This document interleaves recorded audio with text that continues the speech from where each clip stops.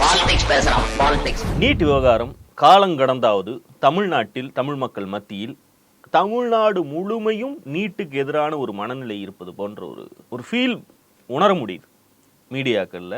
இது பாஜகவுக்கு ஒரு பதட்டத்தை கொடுக்கக்கூடிய சிக்னல். இந்த இடத்தில் இரண்டு பக்கம் இருந்து, ஏன்னா பாஜக காரர்கள் நீட்டை ஆதரித்து வெவ்வேறு விதத்துல பேசிட்டு தான் வராங்க. பேசுந்தோறும் செருப்படி வாங்கி கொண்டே தான் இருக்கிறார்கள். தமிழ்நாட்டில் அது நல்லது கெட்டதுங்கிறதெல்லாம் தாண்டி பாஜக காரன் ஒரு மேட்டரை பேசினாலே அதுக்கு ரைட் ஆப்போசிட்ல இருக்கிறதாண்டா கரெக்டு அப்படின்னு மக்கள் முடிவு பண்ணக்கூடிய நிலை இருக்கு.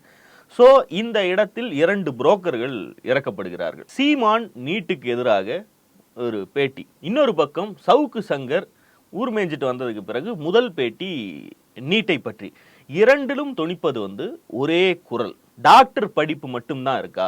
நீட்டுன்னு எத்தனை நாளைக்கு இதை பத்தியே பேசிட்டு இருக்க போறீங்க? அனிதா செத்த போது நிர்மலா சீதாராமன் கேட்ட கேள்வி, ஏன் கண்டிப்பா டாக்டர் தான் ஆயே தீரணுமா, வேற படிப்பே இல்லையா அப்படின்னு நிர்மலா சீதாராமன் கேட்டாங்க.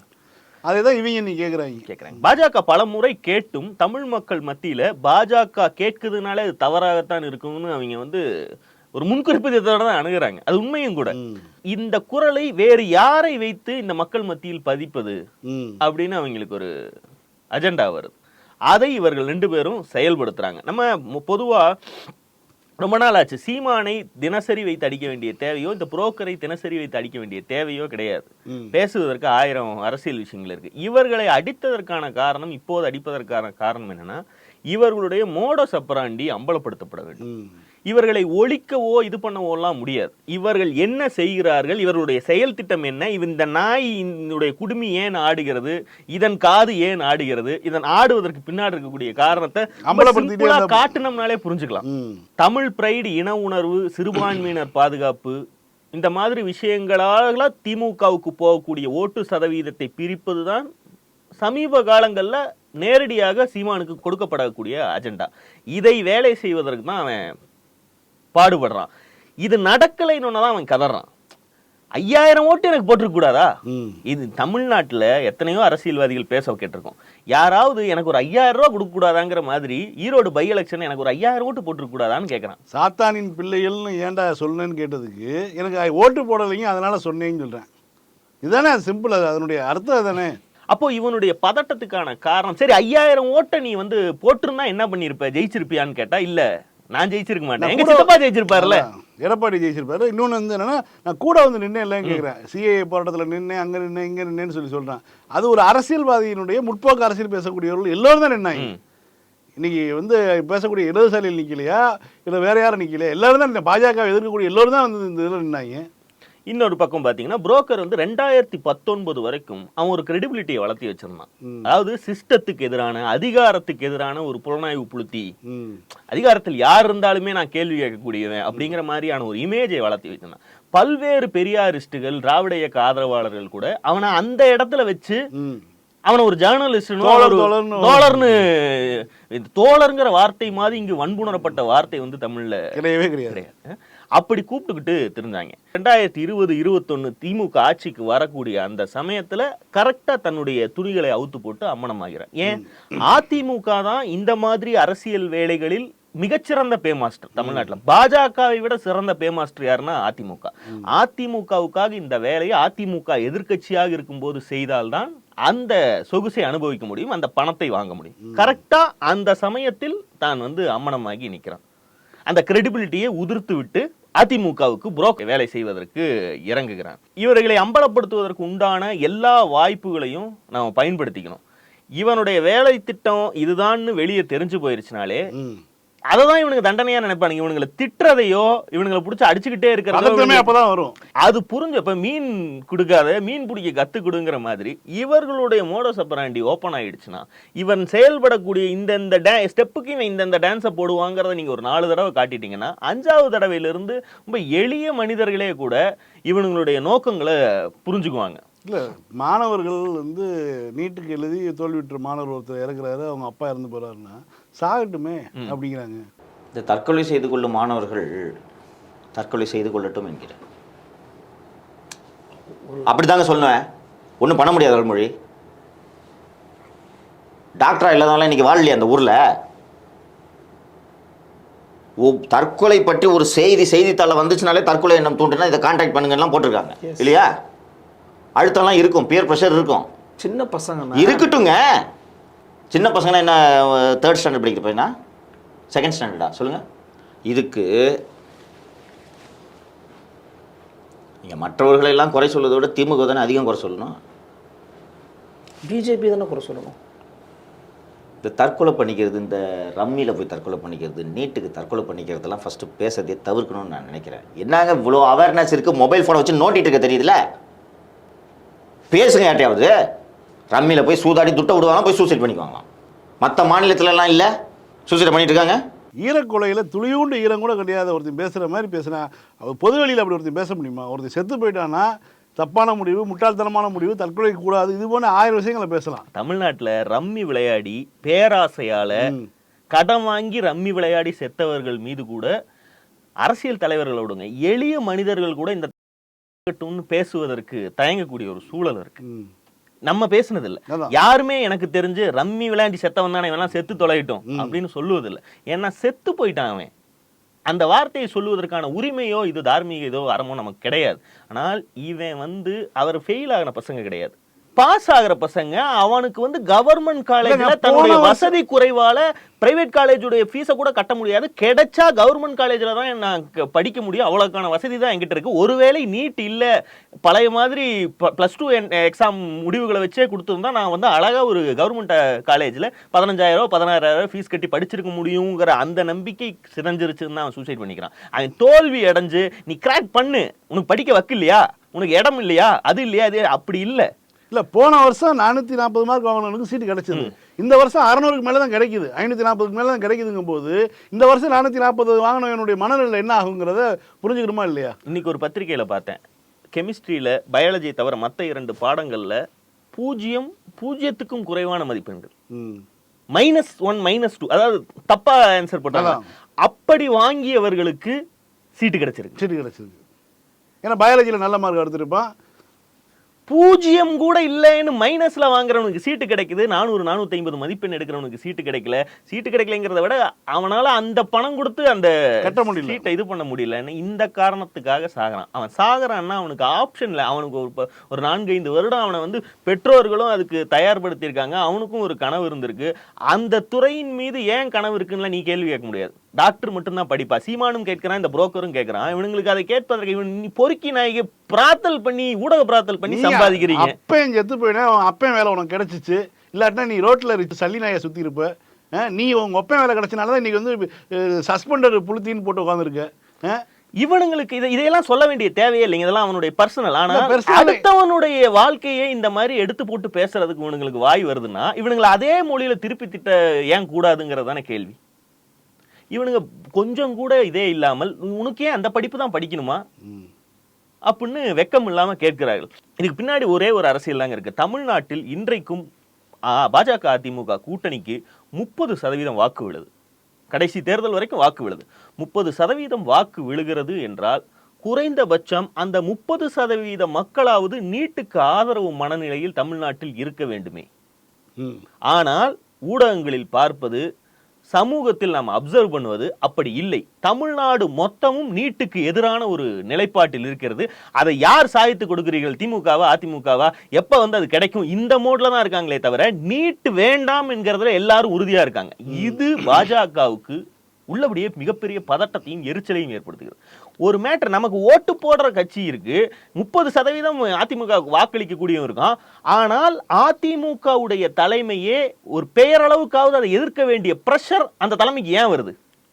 தமிழ்நாட்டில் 2 தரப்புங்க, 2 தரப்புல 2 தரப்புமே ஒரு விஷயத்தை எதிர்க்குது. ஏன்னா அதிமுகவுடைய டிஎன்ஏவே திமுக எது செய்தாலும் அதை எதிர்த்து நிற்பதுதான். அப்ப காவிரி விஷயம் மாதிரி நீட்டை கொண்டு வந்துட்டாங்க. அப்ப காவிரி விஷயத்துல தண்ணி வேணாம்னு அதிமுகவால சொல்ல முடியாதுல்ல. நீட்டுக்கு சில மாநிலங்கள் கோரிக்கை வைக்குது இல்லையா, கோரிக்கை வச்சு எங்களுக்கு பொதுவான ஒரு நுழைவுத் தேர்வு வரும்னு சொல்லும் பொழுது கலைஞர் அதை எதிர்த்து எழுதுறாரு, எதிர்த்து ஒரு கடிதம் எழுதுறாருல்ல. அப்போ அடுத்த நாளே ஜெயலலிதா கடிதம் எழுதுறாங்க, திமுக ஆட்சி இருக்குது, திமுகவுடைய சப்போர்ட்ல மேல ஒரு ஆட்சி இருக்குது, இந்த நுழைவுத் தேர்வு வராம திமுக பார்க்கணும் அப்படின்னு சொல்லி இப்போ ஒரே நிலைப்பாட்டுக்கு 2 பேரும் வராங்க. வரலாற்றில் ரொம்ப ஆச்சரியமான விஷயம் அது ஒண்ணு. அப்போ இதுதான் அவர்களுக்கு பிரச்சனைக்குரியாது. அப்போ அதிமுகவுக்கு அதன் வாக்கு வங்கிக்காவது ஒரு 30% பேர் இருக்காங்கன்னா அவர்களாவது நீட்டை ஆதரிக்க வேண்டும். நீட் என்பது திமுகவுடைய மோசமான ஒரு பிரச்சாரம் அப்படிங்கிற ஒரு நேரேட்டிவ் கொண்டு வரணுங்கிறத இதை அவர்கள் பேசினால் செருப்படி விழும், அதுக்கு எந்த கிரெடிபிலிட்டியும் இல்லைங்கிறதுனால அடுத்த லெவலில் இருக்கக்கூடிய புரோக்கர்களான சீமான் போன்ற சவுக்கு போன்ற புரோக்கர்கள் முன்னாடி போய் லூப்ரிகேட் என்ன பூசி இவங்க வைப்பாங்க. கேட்கிற கேள்வி அவனுடைய மாடுலேஷன் புரிஞ்சுக்குங்க தம்பி, நிதர்சனத்தை பேசுங்க தம்பி, யதார்த்தத்தை பார்க்கணும்ல தம்பி. இப்படி பேசுவது நாளைக்கு என்ன பேசும்னா, நாளைக்கு இப்ப எல்லா படிப்புக்கும் நுழைவுத் தேர்வு கொண்டு வராங்கன்னா படிச்சே இப்ப படிப்பு தான் தேவையா, மாடு மேய்க்கிற எழுதுகிற படிப்பு, கார் ஓட்டுறது எழுதுகிற படிப்புன்னு சொல்லி இந்த கேள்வி அடுத்து கேட்பாங்க. இருக்கலே கொடூரமான விஷயம், ரம்மியில காசு விட்டவனையும் இந்த பையனையும் ஈக்குவேட் பண்ணி பேச முடியும், நமக்கு நாவன்மை இருக்கு, அதை கேட்டுக்குவாங்க, அதை வந்து நெஞ்ச நிமிர்த்தி பேச முடியுதுங்கிற அந்த தைரியம் தானே, பேசிட்டு தெருவுலையும் அலைய முடியுங்கிற ஒரு துணிச்சல் இருக்குல்ல, அதுதான் இங்க ரொம்ப கொடூரமா இருக்கு. இது மாதிரி அரசியல்வாதிகளால் பேச முடியாது, அண்ணாமலையால் பேச முடியாது, செருப்படி விழுவும்னு அவங்களுக்கு தெரியும். ஆனால் புரோக்கர்களுக்கு, சீமான் போன்ற ஆசாமிகளுக்கு அந்த சுதந்திரம் வர கிடைக்குது, அந்த லைசன்ஸ் கொடுக்கப்படுகிறது. பாருங்க, இது மட்டுமா பேசுறான், இஸ்லாமியர்களை சைத்தானின் பிள்ளைகள்னு சொன்ன மேட்டருக்கு அதற்கும் இன்னைக்கு வரைக்கும் முட்டு கொடுத்துட்டு இருக்கான். புதிய தலைமுறையில சீமான் அந்த பேட்டியை கொடுத்துருக்கான். இந்த பேட்டியுடைய ஒவ்வொரு நிமிடத்தையும் கட் பண்ணி ட்விட்டர்ல அதை வீடியோவாகவே போஸ்ட் பண்ணி அரை மணி நேரம், இன்னைக்கு நீங்க புதிய தலைமுறைய டைம் லைனை எடுத்து ஸ்க்ரோல் பண்ணீங்கன்னா தெரியும், அவனே ஒரு புரோக்கர், அவனுக்கு நீ விளக்கு பிடிக்கிற புரோக்கர் வேலை பார்க்கிற. காலையிலிருந்து அவன் பேசி 30-35 நிமிடத்தை 1.5 நிமிஷமா கட் பண்ணி வீடியோவாக செதுக்கி பரப்புறான். ஒவ்வொரு தடவையும் நியூஸ் போடுறான். அதை எப்படியாவது பார்க்க வச்சிருக்கணும். அதுக்கு ஒரு கிளிக் பைட்ல ஒரு டைட்டில், என்னென்ன பேசுறாங்கிறீங்க. இது இந்த கேள்விக்கும் ஆராசாவுக்கு என்ன சம்பந்தம்? திமுக போலியாக இருக்கிறது. அவன் ஒரு லாஜிக் சொல்றான், அதிமுக ஆட்சியில ஏமா ஜெயலலிதா வந்து தனபால வந்து அப்படி பண்ணுச்சு, உணவுத்துறை அமைச்சராச்சுது, சபாநாயகர் ஆக்குச்சு, அது மாதிரி ஒருத்தரை திமுக பண்ணியிருக்கா அப்படின்னு சொல்லிட்டு ஒருத்தரை சொல்லுங்க பாப்போம்னு சொல்லிட்டு அடுத்த நிமிஷமே அவனுக்கே சுருங்குது. ஆராசா ஒரு அண்ணன், எங்க அண்ணன், அவரை வந்து பெரம்பலூர்ல இருந்து கொண்டு போய் நீலகிரியில நிக்க வச்சுட்டாங்க.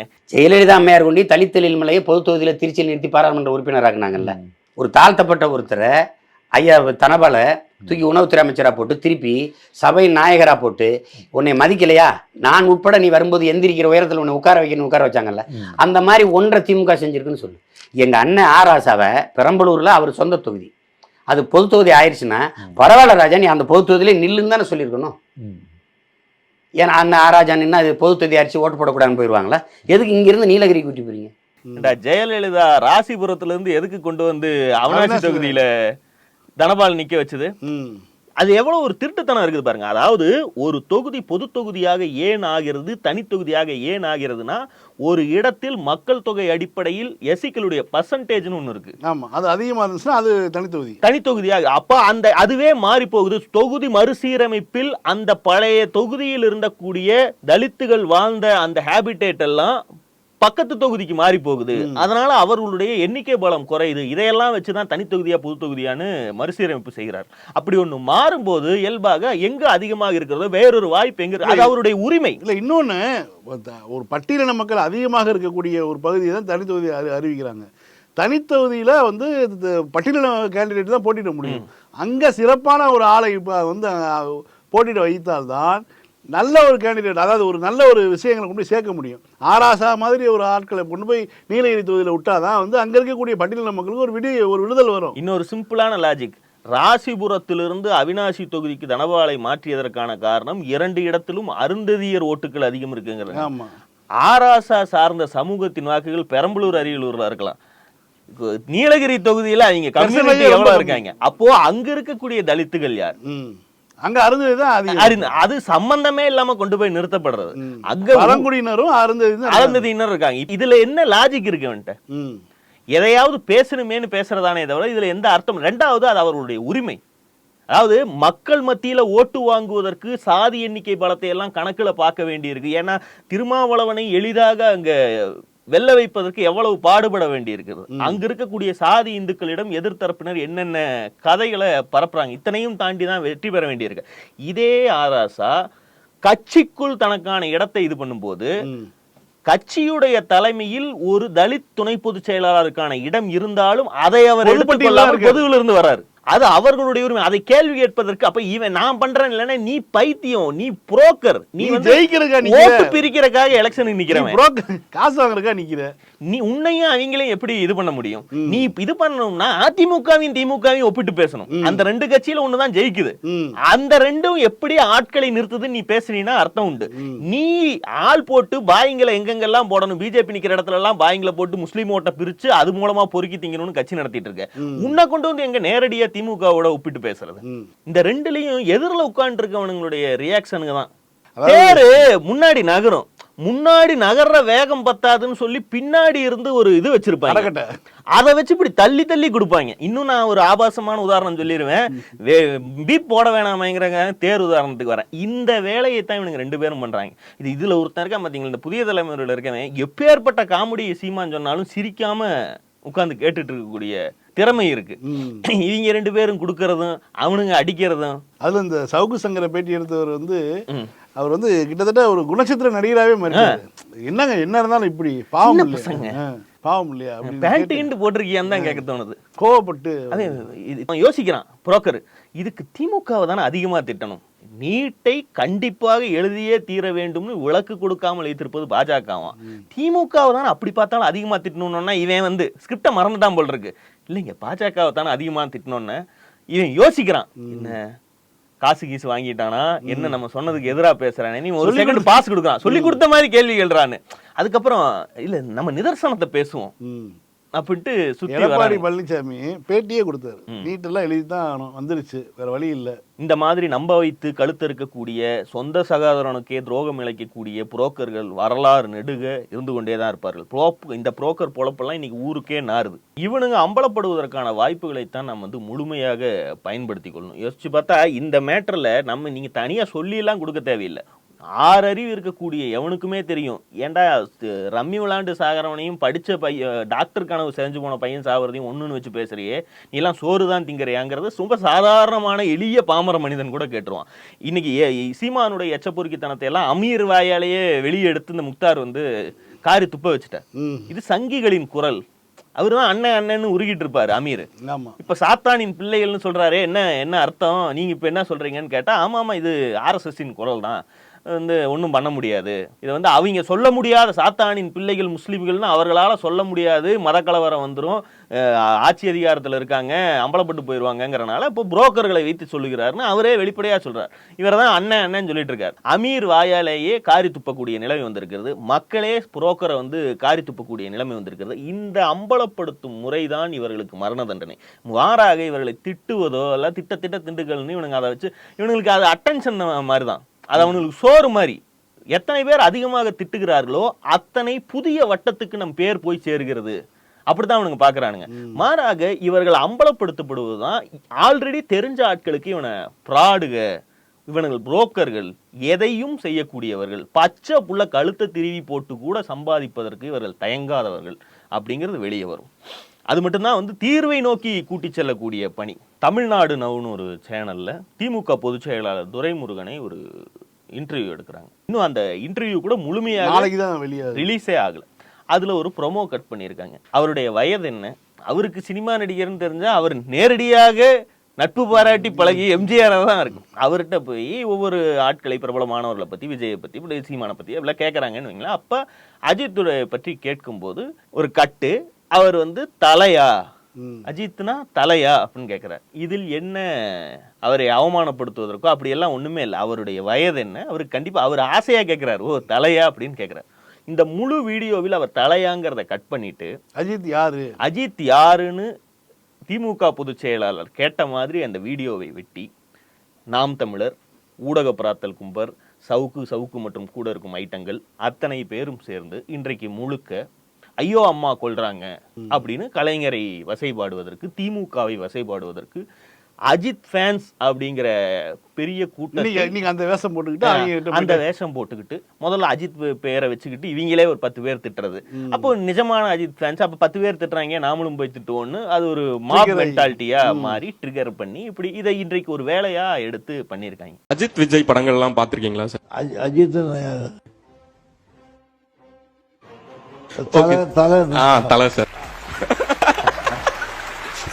நாம் தமிழர்ல இருந்து வந்து எங்களை மட்டும் திட்டுறீங்க, அதாவது இவர்கள் வந்து மாவீரர் நாள்லாம் கொண்டாடும் போது செருப்படி விடும்ல, அது மாதிரி இன்றைக்கு ஏன் எதிர் ஹேஷ்டேக் போடல, திரும்ப திட்டலையான்னு கேக்குறாங்க. அப்ப இவர்களுடைய நோக்கம் என்னன்னா திமுகவும் இதே மாதிரி இந்த வார்ல கலந்துக்கணும், இவங்களை செருப்பால் அடிக்கிறதெல்லாம் ஆட்சி அதிகாரம் வேலையை விட்டுட்டு போய் இந்த ரசிகர் சண்டையில ஃபேன் வார்க்குள்ள திமுக கலந்துக்கணும். இது ஒரு வேலைன்னு இத்தனை பேரும் சேர்ந்து இன்றைக்கு சக்சஸ்ஃபுல்லா அதை செஞ்சு காமிச்சிருக்கானுங்க. கடந்த காலங்களில் கடந்த 3 மாதமா நம்ம சொல்லிட்டு இருக்கோம், இந்த விஜய் கட்சி ஆரம்பிக்கிறாருங்கிற செய்திகள் கசிய விடுவது, அவர் ரசிகர்களை சந்திப்பது எல்லாம் வந்து அதுக்கு பேரலாவே இதே ஊடக பிராத்தல் கும்பல் அவர் வருவதை அவங்க நியூட்ரலா மெயின்டைன் பண்ணிக்கிறாங்க. அவங்க அமைப்பு சார்பில் அதை திமுகவுக்கு எதிராகத்தான் வருகிறார் அப்படிங்கிற ஒரு நேரேட்டிவை செட் பண்றதுக்கு இதே புரோக்கர் கும்பல் வந்து முழு நேரமா வேலை செஞ்சது. 3 மாசத்துல அதுல ஒரு சின்ன அளவுல வெற்றி கூட கிடைச்சதா எனக்கு தெரியல. அவர்களு நம்மளும் அம்பலப்படுத்தி இருக்கோம். ரொம்ப வெளிப்படையா பார்த்தாலே தெரியுது இவங்க ஆடுற பர்ஃபார்மன்ஸ் வந்து. ஏன்னா புசியானந்த் தரப்புல இருந்து இதையெல்லாம் நிறைய மறுத்து விடுறாங்க. பிஜேபியில போய் இமீடியட்டா ரியாக்ட் பண்றாங்க. அந்த நேரேட்டிவ் பெரிய அளவுல அவர்களுக்கு செல்ஃப் எடுக்கல. மாறாக அஜித் இது வந்து திடீர்னு அவுட் ஆஃப் நோவேர் வந்த டாபிக். இப்படி ஒரு வீடியோ கிடைச்ச உடனே அதை வெட்டி திரித்து திமுகவுக்கு எதிராக சூட்டோட சூட்டா இன்னைக்கு ஃபுல்லா ட்விட்டர்ல அவர்களால் ட்ரெண்ட் பண்ண முடியுது. இதற்கு எவ்வளவு வலிமையான ஒரு ஊடக பிராத்தல் நெட்வொர்க் வேணும். 10ல் 1 சக்சஸ் ஆனா போதுமே, அவர்கள் இழப்பதற்கு எதுவுமே இல்லாதவர்கள். யோசிச்சு பாருங்களேன், 3 மாசமா விஜய் விசஸ் டிஎம்கேன்னு பண்ணிட முடியுமா, அதை பண்ணுவோமா, இதை பண்ணுவோம், எதுவுமே நடக்கல. ஆனால் இன்றைக்கு ஒண்ணு நடந்துருச்சு. இன்றைக்கு அம்பலப்பட்டிருக்கார்கள். அடுத்த முறை அஜித் ஃபேன்ஸ் இதே கும்பல் வேற எதையாவது தூக்கிட்டு வந்தா சந்தேக கண்ணோட பார்க்கும். நடந்துருச்சு இல்ல. அப்போ இவர்கள் எப்படி பொழப்பு நடத்துகிறார்கள்? இன்னொரு பக்கம் பாருங்க, அரசு மருத்துவர்கள் பணிமாற்றம் தொடர்பா தினகரன் ராஜாமணின்னு நியூ இந்தியன் எக்ஸ்பிரஸ் பணிமாற்றத்துக்கு இல்லை, ஒருத்தர் ஒரு ஸ்பெஷல் டாக்டர் போய் ஆபரேஷன் பண்ணியிருக்காரு. இது இப்படிதான் வந்து பண்ணணுமா? ஏன் இங்கே ஒரு ஸ்பெஷல் டாக்டர் இருக்கக்கூடாதா? ஏன் வந்து எல்லா சிறப்பு மருத்துவர்களும் சென்னையிலே இருக்காங்க? இந்த கோட்டு வேணா நான் தரேன், நீவே போய் ஆபரேஷன் பண்ணுன்னு தான் சொல்லணும். இப்போ அவங்க என்ன நினைச்சுக்கிறாங்கன்னா ஜாக் ஆஃப் ஆல் ட்ரேட்ஸ் மாதிரி எல்லாமே ஊடகவியலாளர்னா எல்லாத்த பத்தியும் எங்களுக்கு கருத்து இருக்கு, நாங்க சொல்லுவோம் அப்படிங்கிற இன்னைக்கு போட்டு அண்டாலக்கரை அப்படிங்கிறாங்க. சப்ஜெக்ட் எக்ஸ்பர்ட்ஸ் எல்லாம் வந்து செருப்பை கொண்டு அடிக்கவும் இப்ப பழசையெல்லாம் கிளறி எடுத்துட்டு வராங்க. அவங்க 2011 திமுகவை திட்டியது 10. அப்போ திமுகவை திட்டுவதுங்கிறத வந்து சோனியாவை இத்தாலியர் எப்போது திருப்பி அனுப்புகிறோமா அந்த லெவலுக்கு சங்கி. எப்படின்னா ஜெயலலிதாவை பார்க்க மோடி வரும்போது மோடிஜி இந்த அம்மாவுக்கு கொஞ்சம் வந்து குஜராத்தை எப்படி முன்னேற்றினீங்கன்னு சொல்லி கொடுத்துட்டு போங்க ஜின்னு சொல்லக்கூடிய அளவுக்கு சங்கி. அப்போ திமுக வெறுப்பு, ஆட்சி அதிகாரத்தில் இருந்த கட்சி மீதான வெறுப்புங்கள்லாம் ரெண்டாவது. ப்ராப்பரான ஒரு சங்கி மென்டாலிட்டி இருக்கக்கூடிய ஒரு ஆசாமி, ட்ரெயின்டு சங்கி. ஒரு திமுக மட்டும் இல்ல, எந்த கட்சியின் எதிர்ப்பு மனநிலைங்கிறதும் ஒரு காரண காரியத்தோட வேணும். திமுகங்கிறது ஸ்டேபிளான ஒண்ணு இல்ல, பிஜேபிங்கிறதும் ஸ்டேபிளான ஒண்ணு இல்ல. அது எல்லாமே அந்தந்த நேரத்து நியாயங்கள் சம்பந்தப்பட்டது. இன்னைக்கு திமுக இப்படியே இருக்கு, நாளைக்கு அப்படியே இருக்குன்னு சொல்ல முடியாது. இன்றைக்கு அதனுடைய செயல்பாடுகள் எப்படி இருக்கு அதை வைத்துத்தான் ஆதரவும் எதிர்ப்பு. இந்த ஆசாமிகள் அன்றைக்கு திட்டியதுல எல்லாம் ஒண்ணும் இல்லை. ஆனால் இப்படி திட்டுகிறான், திமுகவுக்கு எதிராக இருக்கிறான்ங்கிறத திமுக ஆட்சியின் மீது அதிருப்தி வந்து கூட ஒருத்தன் திட்டி இருக்கலாம். ஆட்சி மீது அதிருப்தி எல்லாம் இல்லாமல் அவனுக்கு வந்து திமுக மீதான அந்த மாதிரி ஆட்சி அதிகாரத்தின் மீதான அதிருப்தி மட்டும் இல்ல, ஒரு ப்ராப்பர் ட்ரெயின்டு சங்கியா ரீதியான எதிர்ப்பு. இது வந்து அப்படி அந்த வார்த்தைகள்லாம் வரும். சரி, அது கூட இளம் வயதுன்னு வச்சுக்கலாம், 20 வயதுல பண்ணியிருக்கலாம். அன்றைக்கு அரசியல் புரிதல் இல்லாம கூட அதை பண்ணியிருக்கலாம், அதெல்லாம் ஏத்துக்க முடியும். ஆனால் இன்றைக்கு வரைக்கும் நீ அதான செஞ்சுட்டு இருக்க. அதை சீசனுடா அவ்வளவு பட்டவர்த்தனமா இல்லாம எப்படி நகாசு வேலை பண்ணி நாசூக்கா செய்யறதுங்கிறத மட்டும்தான் இன்னைக்கு மாத்திருக்கே தவிர உன் மனநிலை அப்படியே தான் இருக்கு. இதுல இவனை விட்டுருங்க, இது மாதிரியான ஆட்களை இந்த ஈகோ சிஸ்டம் அன்றைக்கே கேட்ச் தம் எங்கன்னு பிடிக்குது பாருங்க. திமுகவை திட்டுறான், இவனுடைய பின்னணி என்ன, இவன் என்ன காரணத்துக்காக திமுகவை திட்டுறான்? 2006 to 2011 திமுக ஆட்சியை என்னென்ன காரணத்துக்காக எதிர்க்கலாம்னு பல்வேறு நபர்களுக்கு காரணங்கள். ஏன்னா அதனாலதான் அந்த கட்சி வந்து 2011 எலெக்ஷன்ல 3வது இடத்துக்கு தள்ளப்படுது. அப்போ ஒவ்வொருத்தருடைய காரணமும் கன்வின்ஸ் பண்ணப்படக்கூடிய காரியமா, கன்வின்ஸே ஆகாத காரணமான 2 இருக்கு. கன்வின்ஸ் ஆகக்கூடிய காரணங்கள் இருந்தனாலதான் மீண்டும் அந்த கட்சி அடுத்த தேர்தலில் 89 சீட்டுகளை வெல்லுது. அதுக்கு அடுத்த தேர்தலில் ஆட்சியவே பிடிக்குது. அப்போ கன்வின்ஸே ஆகாத இடங்கள் இருக்குல்ல, அது வந்து சாதி வெறி சம்பந்தப்பட்ட விஷயம். திமுக அட் எனி காஸ்ட் எங்களுக்கு ஆகாது. I am anti DMK. அது எந்த தேர்தலா இருந்தாலும் வந்தானா வந்து சாதியெல்லாம் ஒழிக்கணும்னு சொல்றாங்க. அவங்க நமக்கு தேவை. இது மாதிரியான மைண்ட் செட்டில் இருந்து எதிர்ப்பதுங்கிறது இருக்குல்ல, இதை கண்டுபிடிச்சிட்டா இவன் கன்வின்ஸ் ஆவானா? நாளைக்கு திமுக மீண்டும் எதிர்கட்சி ஆனோன்னா அது மேல ஒரு கரிசன பார்வை வந்துருமா? அப்ப திமுகவுடைய செயல்பாடுகள் மாறணும்னா அவன் அது பின்னாடி போயிடுவானா? அப்படியெல்லாம் போக மாட்டான். என்றைக்கு இருந்தாலும் இவன் ஆன்டி டிஎம்கேவாகத்தான் இருப்பான்னு ஒருத்தனை தெரிஞ்சிருச்சுன்னா அவனை எப்படி இந்த ஈகோ சிஸ்டம் போற்றி பாதுகாத்து வளர்த்து அவனை எங்க கொண்டு போய் வைக்கணுமோ அங்க வச்சு அவனுக்கு ஒரு கிளவுட்டை உண்டு பண்ணி சவுத்துடைய ஒரு முக்கியமான கிரைம் ஜேர்னலிஸ்டா மாத்தி உட்கார வைக்குது பாத்தீங்களா? இந்த சீசனிங் வந்து பாடங்கத்துக்க வேண்டிய ஒன்று. அவரும் 10 உருட்டுல ஒரு உருட்டுல வந்து ஜெயிச்சிட்டாரு. பல்வீர் சிங் பல பஸ்ஸில் வந்து பெண்கள் ஏறுறதுன்னு பல விஷயங்கள் போட்டுட்டே இருந்தாரு. பல்வீர் சிங் மேட்டர்ல கொஞ்சம் லைம் லைட்ல வந்துட்டாரு. இதுதான் மேட்ரு. அவர்கள் 10ல் 1 கிடைச்சா போதுமே. இவர்களுக்கு பாதுகாக்கிறதுக்கு யாரெல்லாம் வராங்கன்னு பாருங்க. சோசியல் மீடியாக்கே வராத ஆட்கள்லாம் கூட வராங்க. அப்போ இதுக்கு பின்னாடி வாட்ஸ்அப்ல இயங்கிட்டு இருக்காங்க. நம்மால் ஒருவன் தாக்கப்பட்டால் நாம் அத்தனை பேரும் போய் அந்த இடத்துல பாதுகாக்க சொல்லிட்டு வரணும் அப்படின்னா இப்ப இது நம்ம பார்த்தா புரிஞ்சுக்கணும். இதுக்கு பின்னா இந்த கண்ணிகள்லாம் எங்க போய் சேருது, எப்படி இயங்குது, அது ரொம்ப முக்கியமான விஷயம். அப்போ இவருடைய இப்ப 2011 கால இதையெல்லாம் பிரச்சனை கிடையாது. இன்றைக்கு நீ என்ன செய்கிறாய், அதற்கு வருந்துகிறாயா? இன்னைக்கு நீ திமுகவை அதே இடத்துல வச்சுதானே பாக்குற. அதாவது ஒரு இடத்துல சொல்லியிருக்கான் போன பிப்ரவரியில சோசியல் ஜஸ்டிஸ் ரிசர்வேஷன் பாலிசி இதுலலாம் வரும்போது அதிமுக பெட்டர் தன் டிஎம்கே. இதை சொல்லுவதற்கெல்லாம் ஒரு மிகப்பெரிய தடித்தனம் வேணும். அந்த அளவுக்கு திமுக வெறுப்பு மண்டி போன ஒரு ஆசாமிக்கு எந்தெந்த வாய்ப்புகள் திறக்கின்றன, எவ்வளவு மதிப்பு மரியாதை கொடுத்து ஒரு பெரிய நியூஸ் சேனல் நியூஸ் நெட்வொர்க்ல வேலை கொடுத்து உட்கார வைக்கிறாங்க. இது தானா நடக்குதுன்னு நினைக்கிறீங்களா? மக்கள் கட்சி எர்ணாவூர் நாராயண வெற்றி அப்படின்னு சொல்லி ஃபயர் விட்டுருக்காரு அப்ப 2011. இதெல்லாம் செய்தவர்களை அது வந்து அது வளர்த்து எடுக்குது. இவன் நம்ம பையன் அதுக்கப்புறம் பேக்ரவுண்ட் யூஸ் ஆவான். அது 10 வருடங்கள் வளர்க்கிறது. இதுதான் வந்து ஏடிஎம்கே உடைய புத்திசாலித்தனம். அந்த திமுகவுக்கு எதிரான நெட்வொர்க்குடைய முகாமுடைய மிகப்பெரிய சொத்துக்கள் இது மாதிரி கட்சி சார்பே இல்லாமல் ஊடக வெளியில் விரவி கிடக்கிற இது மாதிரியான உதிரிகள் தான் அதிமுகவுடைய மிகப்பெரிய சொத்து. நாளை சந்திப்போம். லைக் பண்ணுங்க, ஷேர் பண்ணுங்க, சப்ஸ்கிரைப் பண்ணுங்க, கமெண்ட் பண்ணுங்க. பாய். பாலிடிக்ஸ் பேசலாம்.